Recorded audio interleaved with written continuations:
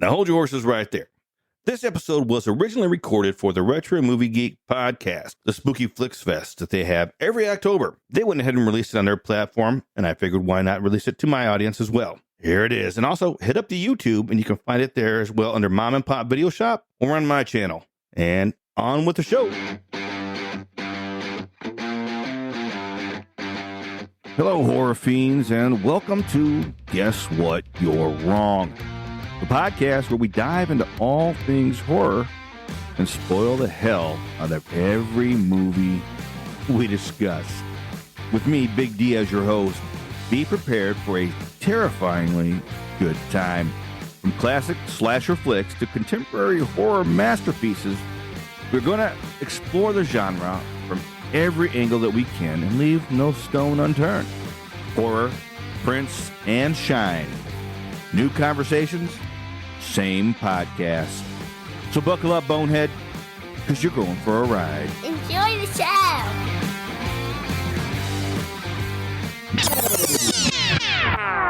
Now, before we get into this episode too far, I just got a little disclaimer here. First off, all audio used in this podcast is used under the protection of fair use. And as with all the movie reviews that I do here on Guess What? You're Wrong, we're going to spoil the hell out of every single thing we talk about. So, you have been warned. Hello and welcome back to another fleshy, frisbee flying and big ass blue-headed alien have an episode of Guess What? You're Wrong. Now, this is a special episode for a couple of reasons. First off, I got the email from Gilman Joel over at the Retro Movie Geek Podcast because it's Spooky Flix Fest, baby. Here it comes. He sent me the list of the movies they had. Evidently, it's like forgotten films from the 80s. So as soon as I got that email, I popped onto the list because I needed to check out what they had. 80s movies, I love them. I'm a child of the 80s. But the first thing that popped out on that list was a movie from 1980 called Without Warning. Now, Without Warning,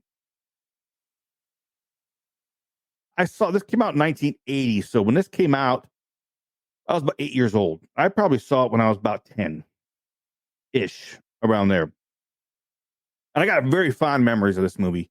I loved it when I was a kid. You know, when I saw it, I'm a huge sci-fi nerd, and I love horror.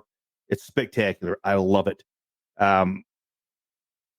So as a kid, you know, in the 80s, this was awesome. Whew. Fun times. Joel, Daryl, and Peter, I got to thank you once again for inviting me to take part in Spooky Flix Fest. Let's get into the movie. Without Warning, 1980, directed by Graydon Clark, written by Lynn Freeman, Daniel Grodnick, and Bennett Tramer. Okay. Now it stars Jack Palance and Martin Landau, and Tara Nutter as well. I don't remember who's Tara Nutter. Which one was she? I don't remember who she wasn't in the movie. I'll get to that because let's get into this cast real quick because Jack Palance and Martin Landau, big names, big actors. Now, I don't know. Let's see. Jack Palance plays Joe Taylor. Martin Landau plays Fred Sarge Dobbs. Tara Nutter plays Sandy. We'll get to her in a minute. Christopher S. Nelson plays Greg. Cameron Mitchell, Hunter. I mean, there's a big cast. Now, one person in this cast this was their debut, I believe. David Caruso. Who knows that name? Yeah, David Caruso from, say it for me, if you can. If you can't, then oh well. CSI. The dude was on CSI, right? CSI, yeah, CSI. Been in a bunch of movies. NYPD Blue, Jade, TV shows and movies. David Caruso, the redhead guy, you know. But this was his I believe it was his breakout movie, if I remember correctly. Let me open my notes up here real quick. I forgot that I had notes. So let's bump into them. Okay.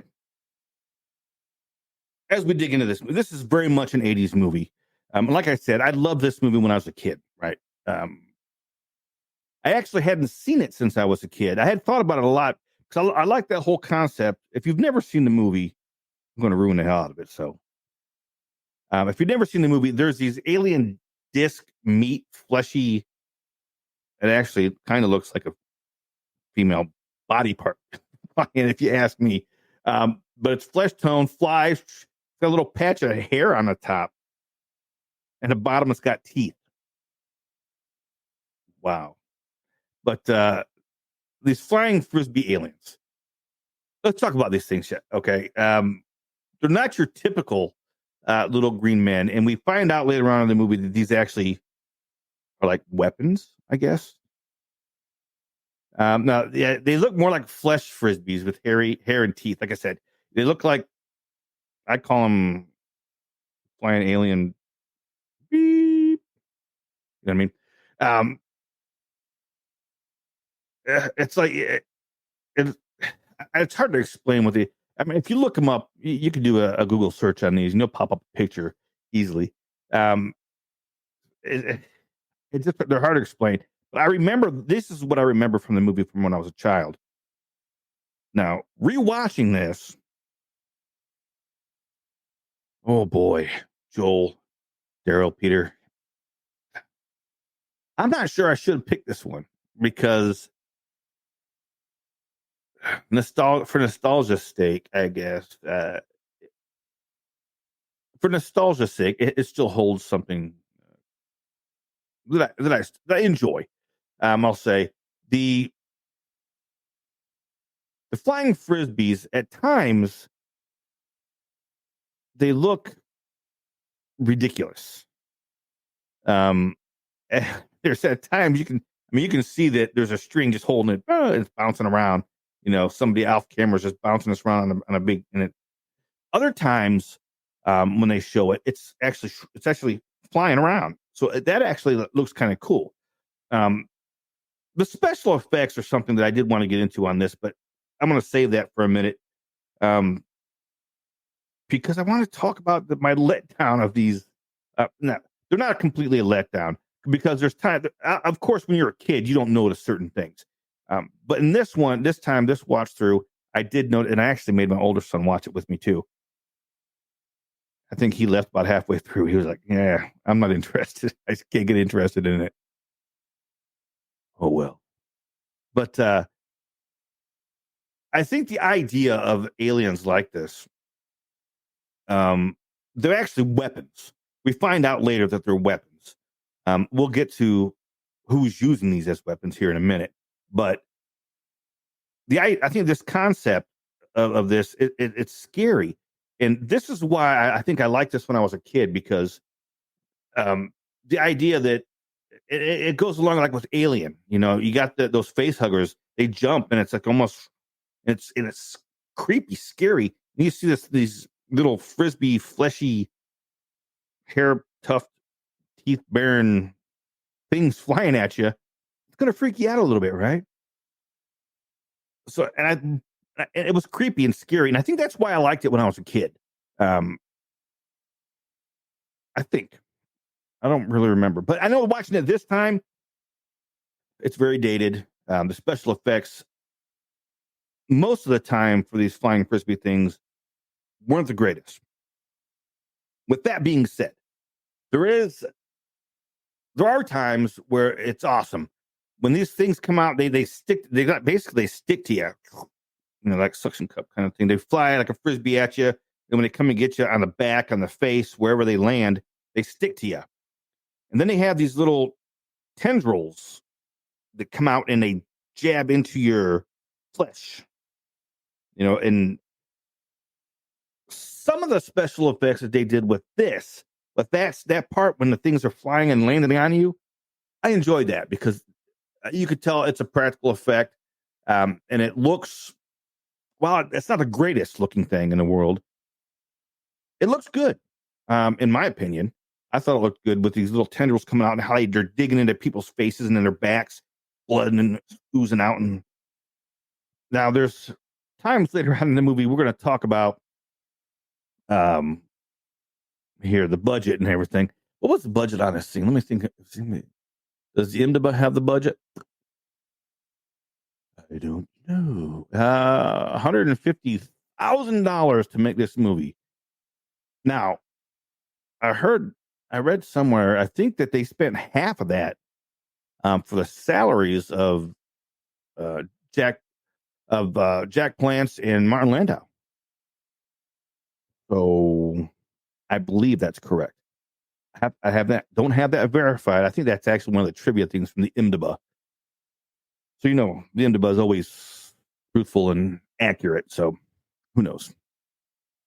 But this movie, it's you have no buildup. There's no, the first scene is this guy out in the wilderness, this camper, and his son is in the camper. His son's older, an adult now, hippie-ish style kind of guy, kind of lazy, didn't want to do nothing, doesn't want to hunt, doesn't want to kill nothing, doesn't want to carry a gun, kind of thing.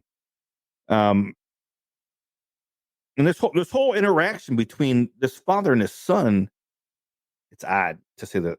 I mean, I understand if you have a father. My only guess is that the guy that wrote this or directed this or whatever must have had some father issues, big time. Because there's a point where the son, like I said, he's an adult, so the dad gives him a double barrel shotgun, good old double barrel. S-Mart's top of the line, baby. But then he breaks the breech open, takes the shells out, and he's like, "No, I'm not gonna kill nothing." And he's sitting here on the side of this little creek, this little stream. But then you see the dad is over in the distance, and he aims the gun at his son like he's getting ready, like he's thinking about it, But then he decides against it, and he's no. And then this is our first introduction to those little flying fish flesh discs, whatever, and they stick to the dad, and he doesn't last very long. And then we flash over to the son who is sitting by the stream, and he sees these things coming at him. The dumbass grabs the shotgun, which he just took the shells out. He grabs a shotgun to try and shoot this thing, but guess what? He's dead too. And there's no lead up to this. There's no, people seeing lights in the sky, aliens coming down. There's none of that build up or nothing. There's no story. You basically get these characters just thrown out there to get killed real fast, and you see these discs. You're wondering, what the hell is this? What's going on? But then we're introduced to the four. There's a group of four teenagers, I guess, which David Caruso's with. I don't remember who the other guys were. I'm guessing that's Sandy and Greg, and maybe Aggie. I don't know. I'm looking through the names here. I don't know. Beth. So it's gonna be Beth, Sandy, Tom, who is David Caruso, and some other guy. This other guy, dude, that's got to be Christopher Nelson, maybe. I don't know. This dude was a terrible actor. I don't want to get into this acting. The acting through the whole movie is it's really bad. It's kind of like it's overacted, big time. It's always like who's going to overdo it? I'm doing even with Martin Landau and Jack Palance, they're the best actors in the movie. But their portrayals in this movie are still always trying to outdo the other one. It's odd to say the least. It's odd. But the other guy that I think it's Greg. I don't even know. I think it's Greg. It was just he was just terrible all the way around. Tara Nutter. I believe this is the girl that Greg was with. I'm not 100%. I'm trying to look up here on the IMDb real fast. I know I should have written these names down better. There's a short called Greg and Sandy's Alien Adventure. Okay, now I know that those other two that last a little bit longer because so that's who's the guy that's with you know what? Who's with Beth? I don't know. Whoever's the guy that's with Beth, maybe it's Hunter. I think it is Hunter. Him and Beth go off now. Beth, oh boy, let's stick with the cast here. I'm jumping around, but that's how I do. You know what? Let's not jump around. Let's not talk about the cast real quick. Let's go back to this damn movie because there's no lead up. They're not telling you that these are aliens or nothing, and then that kind of irritated me that watching this time. I can see how younger myself liked it because of the sci-fi aspect of the horror thing. But there's no lead up. There's no, build up on the characters. You don't really, in my opinion, you don't really get that.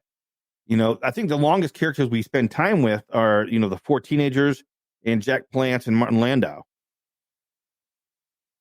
But the overacting is crazy. David Caruso did a decent job. He dies relatively quick. He's not in it very long. Because let's get into this now. He plays Tom. Him and Beth, right? Yeah, him and Beth go off to have a little hanky panky. They disappear. They never come back. So then Sandy and Greg are like, where are these guys at? What are they doing? Now, Sandy and Greg have never met each other. So they're kind of introduced and they're supposed to be hanging out. And hey, it's a blind date kind of thing. Let's see if you can get along with these people and, maybe just hang out with them, whatever. So they're like, where'd these guys go? Let's go look for them. Hunter and what was her name? Beth? Yeah, Hunter and Beth. Where'd they go? Now, an interesting thing about Beth, Lynn Thiel. Her description is a buxom, sexy, and shapely blonde looker. She was actually a Playboy playmate. I want to get this correct. I think she was even Playmate of the Year at some point. I think it was in 79, if I am correct. Nope. So actually, Forrest Groomer, California, blah, blah, blah, Playmate of the Month in the July 1975 issue of Playboy. That's what it was. Now, she did also star in another movie that I do love, which I have seen since the 80s, Humanoids from the Deep. Even the remake, the original's better. But stay tuned to my podcast. Guess what? You're wrong. Or in the future, I'm going to be covering that one. Yeah. Now, they go off to do a little hand pinky. They never come back. So Greg and Beth go off looking for these two. They're traipsing around the wilderness looking for their friends. They come upon a shed. Let's go look in the shed, right? Check it out. They open the door to the shed, and the father and the son from the beginning of the movie and their friends, Beth and Hunter, are dead, hanging on the walls. Now, one of the things that with Lynn Thiel playing Beth, being the Playboy playmate, she's a playmate girl, there was no booby shots. That was kind of let down too. It's an 80s movie, 80s horror movie with a Playboy playmate in it. Come on. Throw a guy a boob, right? Anyway, this starts a whole, they go back to the truck. Beth and Sandy go back, or not Beth, Greg and Sandy go back to the truck to try and get out of there because something's amiss. And we still don't, there was a scene earlier in the movie that when I rewatched it again with my son, I watched it once by myself and then rewatched it again with my older son. When we rewatched it this time, there was a scene when they showed the father and the son from the beginning of the movie that you see this blue little dome through the weeds. I had never caught that before until just this past time. You don't know what it is because, again, they don't show any spacecraft. Nothing like that's coming through. It's just this blue dome looking thing over in the weeds. Whatever. So back to Sandy and Greg. They get in this, I don't know, it's SUV, Jeep, Cherokee, some shit, Ford Bronco. I don't know what the hell it was. But they get in this thing. They can't get it to start. And these little flying flesh discs are getting all over. There's like attacking. There's one stuck in the wind and the windshield right in front of them. And they're freaking out. And Sandy says, try the windshield wipers. He turns on the windshield wipers and it wipes it off. They start a truck and they go into town. They find a bar, right? They go to this bar. Oh. They go to this bar and they tell, and Greg tells, he's the one I made watch the movie with me. Greg tells Sandy, stay in the truck. I'm going to go inside and see if I can get some help.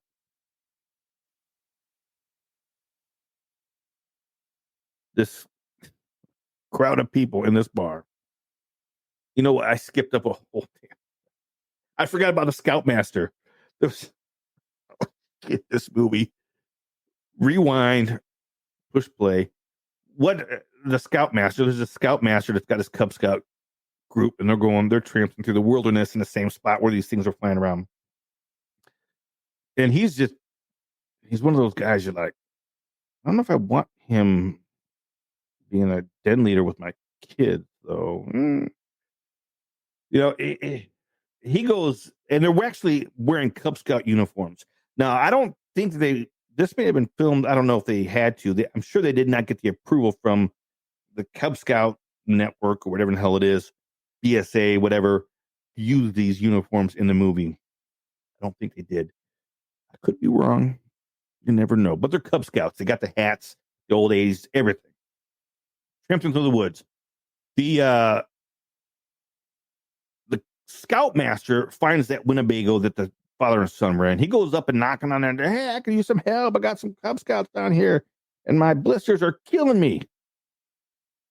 He dies. He dies. These little flesh discs comes and kill him. But then the kids are down by the stream. I don't even remember everything he told the kids about Cub Scouting, whatever. The kids are down by the stream. All we see is the kids all in unison look at something that's off screen, and they kind of look up. They don't show it. You don't know what it is. And then they turn around screaming and run away. And what it sounded like, what them screaming, it sounded like if you took a bunch of cats and threw them in a box and you started shaking it, and them cats screaming, that's what it sounded like. It was not that I've ever done that, or that I would. No, but anyway, that was the Cub Scout scene. That was the Scoutmaster scene. Back to the bar. I don't even remember who are all these people were in here, but Bert Davis is one of the men in the bar. It says here, Larry Storch was the Scoutmaster. Yeah. Ralph Meeker was Dave. All right. So, again to this bar. Greg goes in and he's like, my friends are dead. I need help. One of the guys is like, get him a beer, Aggie. I don't want a beer. I'm telling you. Greg comes in and says, I need you to call the police. My friends are dead. They're dead down here. We saw them, blah, blah, blah, blah. And they're like, well, I'm not going to call the police unless you tell me exactly what's going on. So I tells him everything. And just then Sarge comes in, Martin Landau. And they're like, hey, oh no, I'm sorry. Sarge was already there. He was playing pool. And they're like, Sarge, hey, is this guy, this guy, whatever? Apparently Sarge has seen these things for years or months or whatever, however long they've been there for, because he knows exactly what what the kid's talking about. So he's seen them, but he never got attacked, I guess. I don't know. There's a whole thing with Sarge and the kid and the people at the bar and them not believing Sarge, but now Sarge has somebody to back up his story. I don't know. It's very convoluted. But then Jack Palance shows up as Joe, the I don't know, the country guy that likes to hunt and shit. I don't know. Sarge obviously he's got some PTSD from the war or some shit like that. I don't know what the hell happened to him. But Joe shows up and he's like the tough guy, you know, the Clint Eastwood type. You know, he's coming in there, he's gonna kick ass and chew bubble gum. He's all out of bubble gum. Name that movie. But you know what? Let's speed this up because the movie's not really worth all this. Jack Palance evidently had gotten attacked by these things before. He shows a scar on his leg. He cut it off. Something happened. And he goes outside. There's one on the wall. They show him cut it, and it's the graphics are, the special effects are. It's not the greatest. You know, he cuts it. He peels it off the wall, and he's like, he takes it back to his house at one point, and for some odd reason, he's got this gallon jar of some strange liquid sitting in front of or by the TV. He grabs it and throws it because he had it in his pocket. He peeled it off, put it in his pocket. He went to the house, got this jar of liquid, popped it in there, and as soon as he popped it in there, this tentacles or probe things start coming out of the thing. Why didn't I do that while I was in his pocket? Fuck, I don't know. Damn, this movie. I got to tell you. All right, let's spin through. They go back. Jack Palance wants to know where the shed was. The kids take him to the shed. He sees them all. Sarge, they end up calling the sheriff. The sheriff shows up. This dick. The sheriff shows up. Sarge, Martin Landau, has a gun. So when the sheriff shows up, when he enters the bar, it's dark and you can't really see him. So for some odd reason, Sarge just shoots him. I don't know. He shoots him. And then there's a scene here that says, you better hope he doesn't die, Sarge. You know, because the ambulance comes and gets the sheriff, takes him back. Very small little scene there with the sheriff. Sarge is going wackadoo in his head. He's like, no escape, no rescue, no hiding. I don't know. He's some shit he's going on about. And we'll go back to Jack Palance, Joe, and the kids at the. Sarge shows up out there, you know, and I'm going to kill you, blah, blah, you're one of them, blah, blah, all this shit going on back and forth. And that's when it happens. You look over in the distance by the shed where all their friends are dead. And there's this dude, like 8-foot tall, blue alien. Where'd he come from? There was never indication. Okay. Big blue-headed alien. Now, this guy, the blue alien, was played by Kevin Peter Hall, known as Kevin Hall. I don't know who this guy is. Was he in anything else? Yeah, it looks like he was. A lot of stuff here. Highway to Hell, Harry and the Hendersons. He was in Predator 2. Well, he's got a lot of. He's in Predator 2. Not Predator as well. He was in the first Predator and the second Predator. So he's been in a lot of stuff. He's got a lot of action credits here. But for some odd reason, this blue alien shows up. And he doesn't really do anything. I mean, this is when we see that he's using these things as weapons. Because he starts throwing these frisbees out. You know, these flesh frisbee disc things or whatever the hell. Jack Palance gets some on him. He cuts them off. Well, then they have this huge idea. They have. I don't remember how the hell they did this. They had dynamite laid out because they were going to try and do something, kill him or something. They had dynamite laid out. They were going to blow up the shed where all the bodies were. The alien's relatively close to the shed, but he's not close enough, right? So Sarge. I think it's Sarge. Is it Sarge that does it? I think it's Sarge. I don't even know. Maybe it's Joe. Who? One of the idiots goes up there and it's like tells Sandy, just stay here. Push the plunger down when I get close. I'm gonna get him into the shed. Okay, goes over, gets him to the shed, blows him up. The end.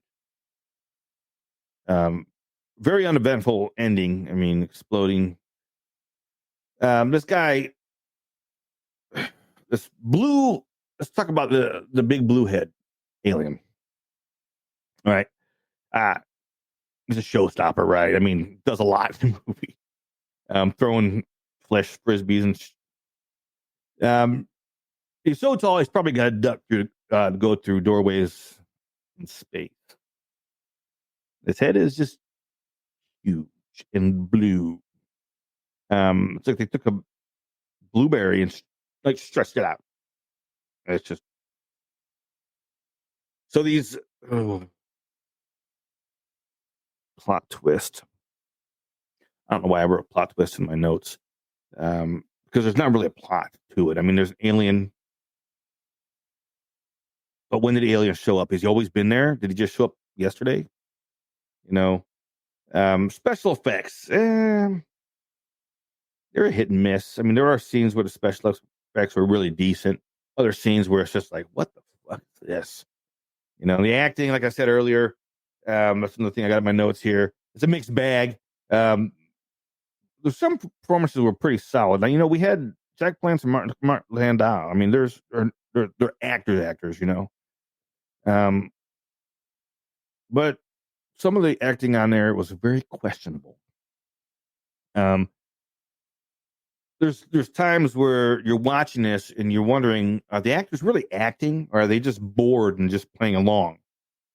Because a lot of the acting is pretty bad. You know, Without Warning from 1980, it's a fun in quotation marks, campy B movie. It's a classic example of 80s sci-fi horror, cheesy special effects, over the top acting, zero or to no plot. You can laugh at it. I mean, but if you're going into this movie thinking you're going to watch something good, don't do it. Watch Day of the Dolphin instead. I'm serious. But that's it. That is my view on Without Warning from 1980. Forgotten. Maybe it was better to be forgotten, in my opinion. You know, it ruined my that nostalgia's gone. I was going to buy the Blu-ray, because there's a Blu-ray version on Amazon. I was going to buy it. I don't think I'm going to now. Unless it's got some commentary, because it'd be interesting to hear some of that commentary. I might do it for that. But in my opinion, no good. No bueno. And if you disagree with me, guess what? You're wrong. That's it. That's all I got for you. Everybody check out my podcast, Guess What, You're Wrong, for some vampire horror coming up in October. With Gilman Joel on the first episode. Check it out. That's it. Everybody out there, sweet dreams, love, peace, and chicken grease, baby. And that's gonna do it for the day. Thanks for hanging out with me and letting me bend your ear for a while. Ain't no time for bad shine. And until next time, don't forget, you're wrong. Later, Tater. This concludes our broadcast day. Good night, and God bless America.